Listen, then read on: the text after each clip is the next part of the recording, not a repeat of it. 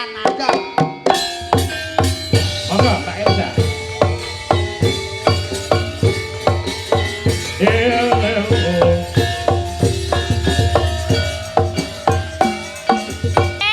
Sugeng dalu Mak Cangik Mbak Yulimbuk dalang Alek. Jadi basa ngendi? Dalang kok Alek, Thomas. Alek. Nah ya, dalang tuh biasanya apa? Belakangnya tuh oh gitu Sugi, Narto Sabdo, Kuwi kan yo- Anom Suroto, Mantep Sudarsono. Ah. Dalang kok Alek. Sudebyo. Oh no burine. Enek. Oh iya, kaya zaman saiki gitu loh dalang. Alek iki aneh artine kok, Mbak. Apa tuh? Angeluri luhuring kabudayan. Eke apa? Angeluri luhur endahing kabudayan. Luhur endahing kabudayan. Iya. Eke Kabudayan. kabudayan kok ek. Oh K. K. Oh berarti dulu Ono. X toh. Bukan, Oh, bukan iya, bukan Master. Oh bukan X ya. Bukan. Aleknya ALK. Iya. Alek. Oh iya, ya wis wangun nek wong telu ngene. Alek. Alek. L. L. Elisa kue dul. Dul. Lah kok dul? Lah kok iso Lah dul? ya kan ini biasanya kalau trio kayak gitu Al, L, Dul. Dul. Maya Istianti ki. Kok apal men pas aku kaya ditepung ning dhisik, Do. Derek tepang, ya gulon derek langkung, derek gulon. Derek tepang, Derek tepang. Tepangnya di dugang. Dugang itu apa? Dugang itu tepang ini lho, ngene lho, jenenge tepang. Itu jejak. Jejak, betul, jejak. Lek jejake anu Gareng Purwodadi ke jejake jenenge. Jajak. Oh iya. Beda wis pokoke di ngapunten niki kula sowan kaping pinkul kalen. Alah, Ping Ping 2. dua. Ping Sing dua. rumien kan ning SD itu tuh. Iya, Nek- sebelah betul. kono. Yo lopongan itu loh. Iya. lapangan. Basa Jawanya apa sih? Alun-alun, bukan? Hah? Lapangan tuh basa Jawanya apa? Lapangan tuh alon. Ya lapangan. Ya. Oh ya lapangan. Yo Kon- kudu lapangan. Apa? Siti Wiyar. Siti Wiyar ya apa? Ngati-ngati lho, kalau S3 lho iki. Siti itu. Siti lemah. Oh ya lemah itu Siti. Wiyar ki ombo. Jenenge lemah sing ombo kuwi jenenge alun-alun. Oh ya, alun-alun itu Siti. Wiyar. Oh Siti Wiyar. Niki Siti Wiyar juga sini. Nggih, Siti Wiyar. Kene ya Siti Wiyar. Oh nek corone apa yang Yang sini kan termasuk Siti. Bude juga Siti namanya. Iya itu. Niki Siti toh. Nah. Wah, lek niki Siti sing bahaya kok niki. Kok bahaya apa Mas? Sing iso gawe lindu ki ya Siti ki. Kok iso gawe lindu? Lho gara-gara nek pacitan obah ki ya Siti ki obah ki begini. Oh dadi ki ojo nganti obah ya. Ora, berarti. nek obah ki ku abruk kok. Iki Oke, sowan Mbak Elisa iki cerdas loh, Neng. Nggih, Cerdas. Hati ya. Nggih. Kalau hewan kaki 4 kaya dening wedhus, wedhus itu beranak atau bertelur, Mbak? Ya mana? Mana? Ya, kalau wedus kan menyusui mamalia. Beranak. Beranak. Ya. Yen to banyak Banyak itu unggas kan? Ya. Bertelur. bertelur itu kalau goyangnya cuma sekali, tapi kalau goyangnya 3 kali itu akan beranak. Nggak percaya? Enggak, Percaya. Ini ki banyak hitungannya cuma satu, coba tangannya gini satu. banyak satu. Ya, mikir di sekolah enggak? Coba. Terus dipegang tangan kanan, coba Iki dipegang. sulapan iki. Ya, enggak, pegang tangan kanan. Jajal ya. Oh. Gerakan 3 kali. Coba. 3 kali. Nah, Tuh 2, 3. ya beranak apa enggak? Apa Dua, ya tiga. ini bisa beranak? Coba gini. Ya. Tuh, Gerak kan? Tuh 2, 3 udah. Sudah kira Eh. Jawa. Apa? kowe kurung wayahe. Apa itu? Sik to. Ya. Parek Iki pripun? kok iso beranak Satu. iki? Nah. 1, 1. 2, 3.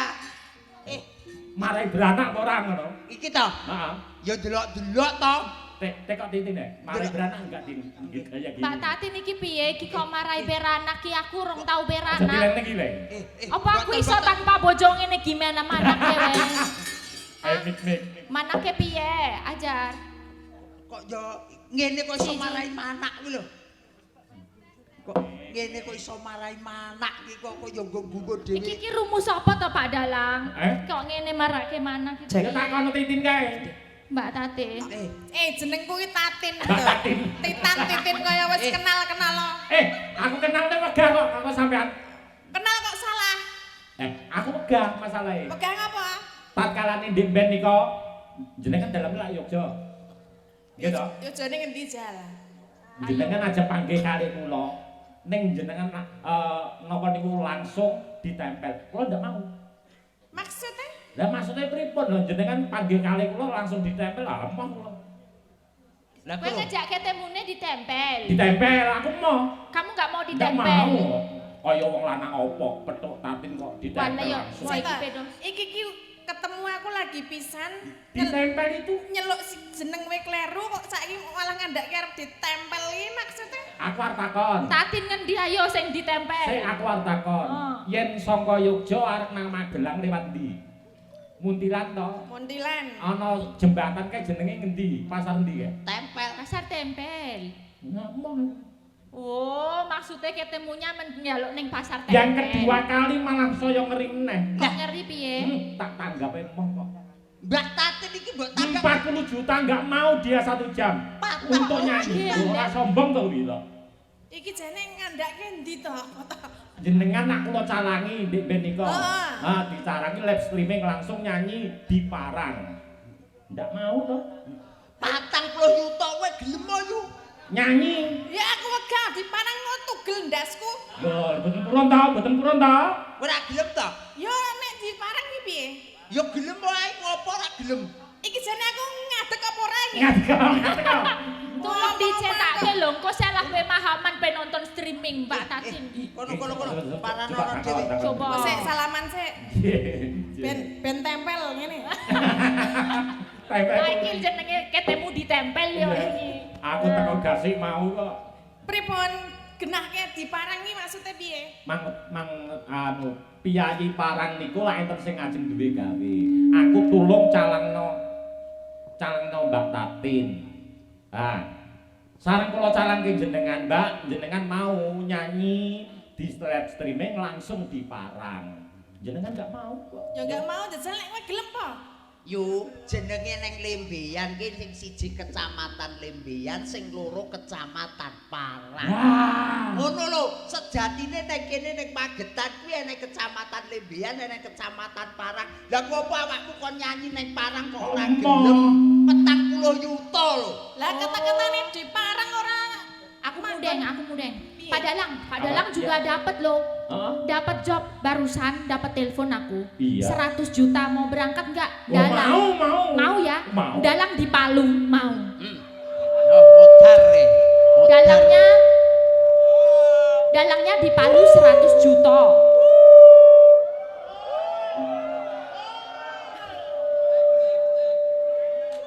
Estrung. Sabar enggak? Ya, Ah. ya ini ki nyambung. Pun mengatakan mana urusan di. Lah ya kuwi nek urusan di Parang, di Palu ya kaya ngono. ora ngono, ya ora jelas kok mau ngerti-ngerti. Kene ya ora gelem to nek misalnya arep ditangkap 100 juta tapi di Palu wegah padahal di Palu tuh di mana tahu enggak? Lah ya meso lho San. Ngerti ra di Palu, ngerti ra nggone? Di Palu. Ora ditutup. Lah piye? Di Sulawesi Tengah jenenge di Palu, Dalang di Palu, ora kok ditok-tok gitu ora. Ya konsepnya padha wae ya. Oh, kuwi mau ya padha wae karo kene Parang karo Lembeyan Lah mau. iya. Oh, ya ngopo Parang kowe mau ora gelem lho? Ngene wae cah loro iki sok ben ditangkap awake dhewe. Ning ndi? Kok nyanyi nang gentong. Gentong. Gendong mah kok Gila. Awakmu gelem apa ora? Piye? Cah loro ditangkap 60 juta kon nyanyi nang gendong. Gelem apa ora? Sedeng apa ora? Ya Pertanyaan sepiro gendonge? Engko nek pertanyaane gendonge sepira? Oh ya takon penonton sik audiens ditakoni. Gentongnya Desa cilik. gentong enten mboten ngono. cilik kok gede gendonge. Kok nek ora sedeng ning lumayan Oh lho desa bisa. gentong. Ya iki. Lumayan daripada kowe wayangan nang biak. Hah? Di biak ono gelem po? Ya aja. Wayangan kok dibiyek. Ngopo? Ya gelem ngopo dibiyakin luar negeri. Ya aja. Dibiak iki daerah ngendi lah, Sa? Kalimantan. Papua. Papua. Papua kuwi ning biyak ngono. Iya. Ya wis pokoke iki karo seneng Perkenalan matur dulu, Mbak, sembah perkenalan. nuwun. Cik. Anggenipun saged gelar pertunjukan wayang dalu menika. Saiki arang-arang lho Mas Gareng semakin Nggih. kesini nek iso Iya. awet, iso gelem nanggap wayang, iso tetep budaya kuwi wis poin banget. Apa Iya. meneh Mbah Lurah sono keling. Wah, Oh, panjenengan iki aku ya bingung. Kok iso bingung? Sono beling, sono keling. Sono keling kok sono beling. Lah beling tenan panjenengane lak beling kok. sono keling. Lah yo. Sono keling sudah 3 periode Sa. 3 kali lho kaya masyarakat saking percayane, saking remen, saking sayange karo Mbak Lurah lho. Masyarakat. Ya, masyarakat Ya. lho, saking tresnane karo Mbah Lurah. Mongko kok yo iso duwe babon ni loro barang lho. Ngerti ngono lah ya aku daftar sing nomor 3 to. Nggih. Masa kowe arep daftar? Lah aku yo ora payu-payu sih prene kok. Awakmu ki ditanggap ping pindho ngono Lah wae iya. kok wis ngerti lek Mbak Lurah Lah yo wis apa lagu wis plek ngene wis ngene. karo Mbah Nggih. Keling. Lah kandhani Mbah Keling ini saking gininya kan yang beliaunya sahabate akeh. Sedaya lurah-lurah sak kecamatan. Kecamatan. Yo, Kabeh iso budek. lembean iki kabeh yo rawuh matur sembah nuwun. Nggih. Ya. Yang hadir di streaming juga disapa Mbak Tatin. Ada Iya. yang minta Pak Waris Sugiono minta podang kuning ini. Tadi Iya. ada titipan boten. Eh, Nggih. tadi Nggih. dari Mbah Lurah ya pengen naik Lurah, panggung. nggih. Dari Oh, iya. Ibu Bendahara Desa nggih badhe nembang. Oh, Nggih. siap. Jas. Nggih, pokoke lek dulur lembiane kabeh wayangan kudu bruduk muka panggung. Kabeh. Komplit niki penggemar Mas Trimo Pratama nggih keparang rawuh sak CS iki. Oh nggih, Pak Trimo Pak menika Trimo. penggemar wayang sesungguhnya. Ya, Di mana papan, di mana Ya. tempat wayangan beliau nyusun. Nggih, Mas Asmro Santo, Mas Bambang komplit. Cik. Cik. Saking Ngawi, saking Bojonegoro komplit sami rawuh. Nah, Nggih. nggih. Wah, elok sangat. Ugi, Nggih. Mbah Nika Guru. panyuwunipun apa? Podang Podang kuning, kuning, ya. sponsor Podang sesi kuning, deman podang kuning. juga. Ya. Monggo mengke dipunaturaken setunggal-setunggal. Ada yang lain, Mbak? Aku genten Gubuk Asmoro. Oh, nggih. Bukan Semoro. Heeh. Nggih, weh. Ingkang pun di Remian monggo Pak Dalang, Pak Alex. Podang Nganggo kuning K, mawon. nganggo K. Terus tak kira iki ngono lho, Sa. Apa? Nek jenenge Alex iki kebayanganku iki wonge putih. Ganteng. Putih dhuwur, Wah. ganteng ngono. Seko ngendi ngono lho, saka Eropa. Iki asline putih. Nang Lho, mbok bareng iki ki darepe kan Ngawi to. Iki ki nek gone selipan-selepane gosong dadi rupane. Heeh, asline aku putih. Andi sing putih apane genah? Wah, yo ndelik kok. Andi tak delok. Awas aja. Aku modelmu mung kaya bojoku wae yo. Ya tetep ana bedane. Alah ora beda. Kiai nak ngono wis ora beda, tak turu mesti miring ngorok wis. Kaya ngono. Ya mbok nek jenenge turu ki ra kerasa. ngerti ya. Perkara ngorok apa ora ki sing ngerti sing jejere. Oh iya. Dadi berarti jenengan ra tau turu to? Wah, aku nak turu nang gurine bojoku ora betah kok. Lah Lah napa? apa? Miring ngorok ngentut pisan. Wah, Oke, ngono gawe daster kuning wis klomoh. Ya biyen katon apa saiki katon Lah apa? ya lek oyak-oyak Boleh kepiye. sia-sia karo wong wedok, wong lanang iki nek ra ana wong wedok ya coto. Wi. kok iso? Ya jajal arep Apa? arep jepit ke lawang apa piye? Hah? Oh iya. Rahasia Podang ya. kuning dibawani ya, Duk. Podang Oh, kuning, Cik. podang kuning nggih. Pamundutan iki wau sedaya perangkat desa. Cik, Nggih, kalian niki Pak Waris penangkane. Sugiono, Nggih. Surabaya. Ugi Mbah Guru ingkang saking Laladan Dukung. Nggih, Pak Guru. Nggih, Sing Mbah Guru, dukung. nggih. Nggih. Monggo-monggo. Yen Dulur kula saking Tapen sami rawuh. nggih, alhamdulillah. Nggih. Nadyan wujud temong peksi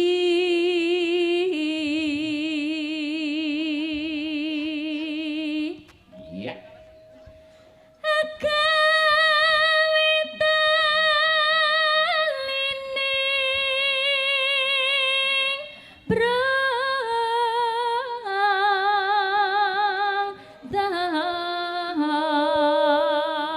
Pak Alek. Yun. biasane wau yen ngendikan teng pecotot. Niku masa bawa suarane ya kepenak. Lah kok piyayi budaya kok arek kok ngene iki dalang lho iki. Mbak Elisa, Dalang. Dalang wedok. Dalang wedok. Ya dalang apa mangsane dalang kerusuhan. Wah, nek wong lanang kuwi tak ngeprak ora patek banter ning Mbak Elisa. Wah, rasa kae. Emang wis tau reti. Wah, ngerti wae nang wali kumpul gawe aku nonton. Ngerti legu ngeprak piye. Wah, ngoprak iso mak prok. Prok. Ngono kuwi mbah. Kok pok kuwi piye. Mbah keprake dobel pira ora ro aku. Ben sing penting lak banter. Iya. Nggawa sound system dhewe aku. Lah nek aku Ora kaya nek wong lenang. jadi tak nggih ngoprak kuat ngene iki meneh matus ngono rasane piye. Lah ya beda ya. Ada kelebihan ada kekurangan. Betul. Nek dalang wedok iki sing angel nek apa namanya? Ini apa sabetan, perang. Lah kok iso? Sabetannya susah. Sebabe Ono sing menghalang-halangi. Apa Rapena gitu ya. ben Nek wong lanang penak. ya golek peniti sing pinter. Lah piye? Ya kok kon nata kene kon ngisepne ning mburi. Idemu lho. Kaya punuk ya. Ayo Mbak Tatin. Aku ta? Ya, giliran. Halo manis nang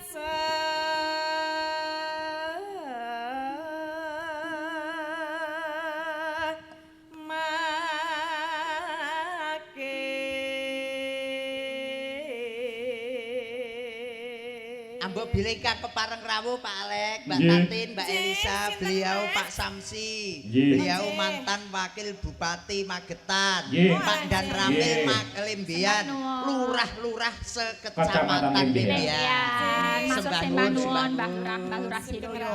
Mbak Lurah kuwi ora nggih. Nggih.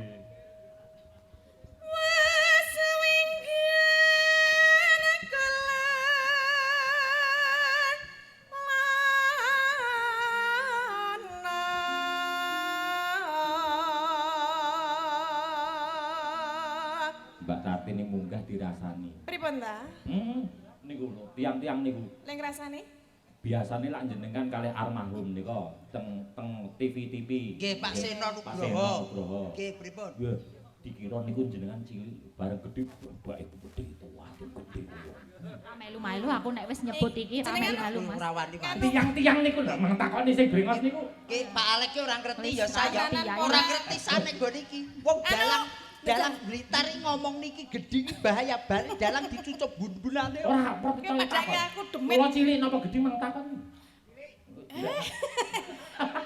Para penonton kula gedhi napa cilik?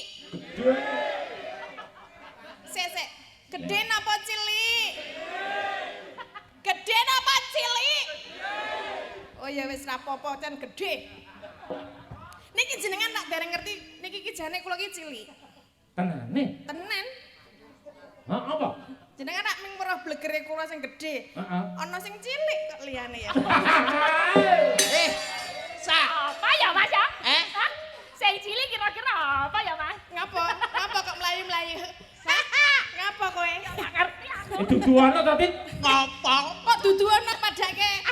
Engko tak fotone tak lebokne WA-ne jenengan ya. Alah ngono dadak padune ra. WA-ku karo WA-mu kok saling pita? WA-mu lebokno WA-ku. Terus WA-ku lebokno WA-mu. Jarene WA-mu cilik. Apa sedeng WA-ne kono gedhi kok. Iki lho jenenge apa jenenge? Wow. WhatsApp. WhatsApp. Oh, tak kira tak kira lek Tua temak teratak aku.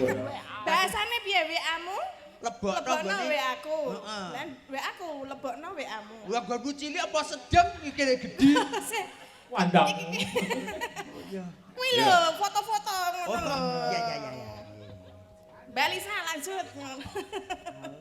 Aku karo dalange ketoke kok kaya ra cocok iki ya. Kok iso ora cocok. Ketok men senti. Wong aku lagi Sentimen. lingguh wis nganu lho. Wis Lagi andang. lingguh wis dijak omongan Mbak Titin kleru, sero kleru. Ngejak nang ngendi kuwi mau. Kula niku krungu omongane wong nak omongan karo Titin kuwi jajal klerokno. Pak Alek. Nuwun sewu. Aja titin ke bakul wedang. Titin ke bakul wedang, bakul kopi, bakul Ah. pitik kuwi jenenge Mbak Titin. Lek kuwi jenenge Tatin Titok. Ngono lho. Sing muni titin sapa? Awakmu Budek ya, padha karo tatin lho. lah kok iso? Iya, budek. Lah Kok malah ngoneke budek? lah iya. Lah jenengan ngerti po? Apa? Asmane sinten? Aku to. Heeh. Ya jelas ngerti wong jenenge dhewe kok ora ngerti. Sinten? Tatin Titot. Tatin ditot. Daleme pundi? Saking Sentolo, Lah? Jakarta. Mana-mana? Lho, budek ta? Ora genah we. kowe krungu ra sing cerak? Ya cuk krungu. Krungu. Wong tak kene wong bolone iki bendina payah karo Pak Alek kok. Dites yo Pak. Lah tak takon rek. Alah siap. Gareng. Ya, Jenengmu sapa rek? Kula jeneng kula Gareng Pacitan, asli kula Kabul. Anak pira rek? Anake loro sing siji SMP, siji kuliah semester 6, Mas. Alah sing siji neng Bangka kono dadi nyambut gawe tukang sapu. Lho genah no. Enak. Kupingmu lancang ta? Lho cah kene bendina awor lho, Mas. Lah iki dalange wae ra cetha ming ngombleng. Coba aku jadi penasaran coba apa? Namanya siapa? Elisa Urcarus Alaso. Tinggalnya di mana? Di Yogyakarta de Magijo. Mana? Ora cetoi. Kandhani kok. Berarti kaya budek kowe. Alah. Ngomongnya Alah ngomongke sapa kok genah kaya genah kok lho. Jajal pisang kas. Piye sapa sing arep? Namanya siapa? Aku apa Gareng? Awakmu kuwi lho. Aku Elisa Urcarus Alaso.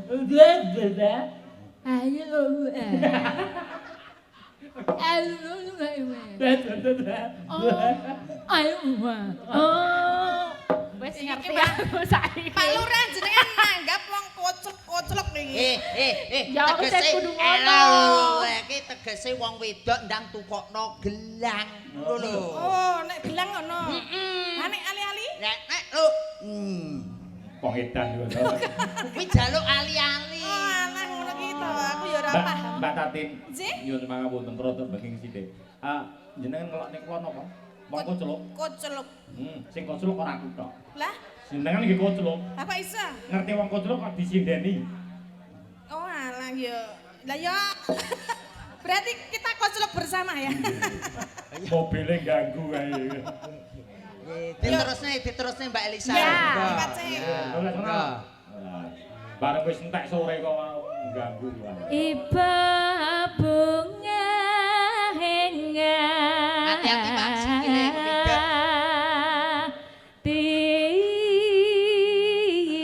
tiku nyanding bisa dadi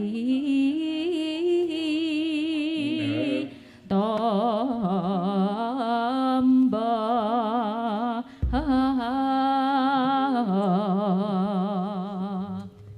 Yuk. Ngatur ki. Podang kuning monggo. Nggih, remenane dulur mriki Mbak Elisa nggih. Jeh, Mbak lerem, Tatin, lerem. Menika Karep romone cara tayub Mas Firman. cara tayub. Oh nggih. Nggih, monggo. esuk awane ngomah wis ora krasan kaluyuran anggoleki sing tak sayang mubeng-mubeng mister nggonku golekku ora krasa esuk awan ganti wengi Mane yen nganti liya kang nyawa. Leyang-leyang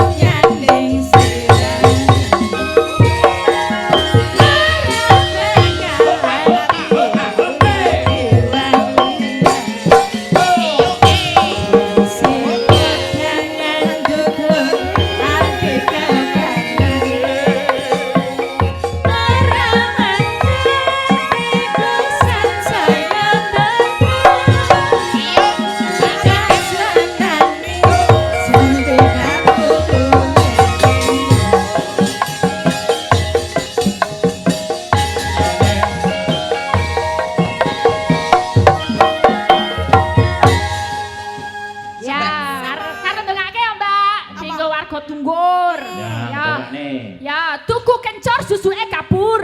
Apa kuwi? Apa wae iki? Tuku kencur. Tuku kencur, susuke kabur. Warga tunggur, muga-muga tambah makmur. Nih. Ayo, ayo. Tuku kencur dikreseki. Apa itu? Warga tunggur muga-muga akeh rejeki. Amin. Kowe apa kencure dikapakno? Iki kudu tuku kencur. Ya. Yo. Ayo. Tuku kencur cacahe 6. Mugi warga tunggur tansah ayem tentrem. Amin. Awak kencure diapakno? Aku ora nganggo kencur. Yo kencur kok. Ora nganggo kencur, ora nganggo bubur. Ora. Aku gawe bubur. Piye Jane jane nganggo kencur nganggo jare nganggo bubur. kencur nganggo bubur. Sik rumangsaku ki mau aku ora ngomong kencur kok iso ngomong bubur. Ngombe bubur ketane. Sik to. Bubur Bubur kok kok diombe. diombe. Ya Ngombe kencur. Ah. Bubur ya. mangan bubur. Ah. Mangan bubur ketane ireng. Heeh. Dulur tunggur sing wedok muga-muga meteng bareng. Kocok kare miteng bareng. Oh repot Bu Bidane. Ngomongi sapa repot, ketok ndase didelepne neh. Ya piye kok ya malah jendelep. Wong sak tunggur muga-muga pinaringan berkah barokah, Mbak. Amin. Bisa Mbak Sehat. Amin. Rezeki kathah, Mbak Desa. banyu mili.